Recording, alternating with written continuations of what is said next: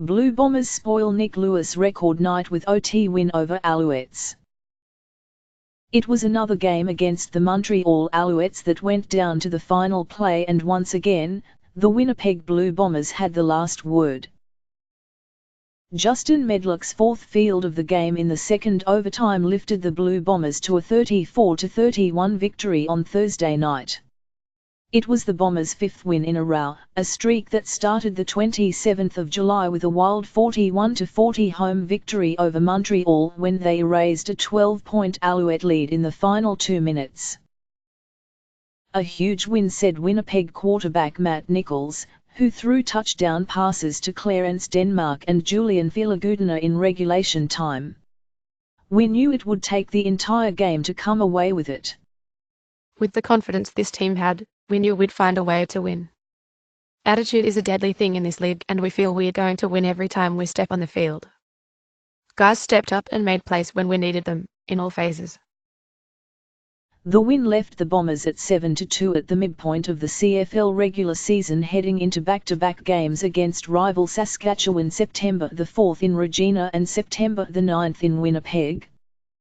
Montreal ended the first half at 3-6, the same record as last season despite wholesale player and management changes. The loss put a damper on celebrations for Montreal slotback Nik Lewis, who caught 10 passes to set a CFL record with 1,031 career receptions, 2 more than BC Lions great Roy Simon.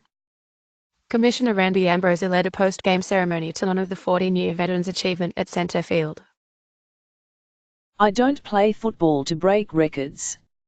It's an amazing feeling to know that if you keep working it is possible," said Lewis. "For a kid like me who never thought he'd play professional football, this is a pretty outstanding honour." George Johnson and Ernest Jackson caught touchdown passes and Bede booted 3 field goals for Montreal, which was coming off a 38-6 loss in Toronto last week. Regulation time ended at 23-23. Both teams got touchdowns and 2-point conversions on their first possession from the 35-yard line in OT, but Darian Durant was picked off by Chris Randall on the Alouettes' second try. That left an easy 38-yard boot for Medlock to get the win. It was Randall's second pick of the game. The Alouettes erased a 10-point Winnipeg lead in the final 5:07 to force OT, with Bede tying the game with a 48-yard field goal with 9 seconds left on the clock.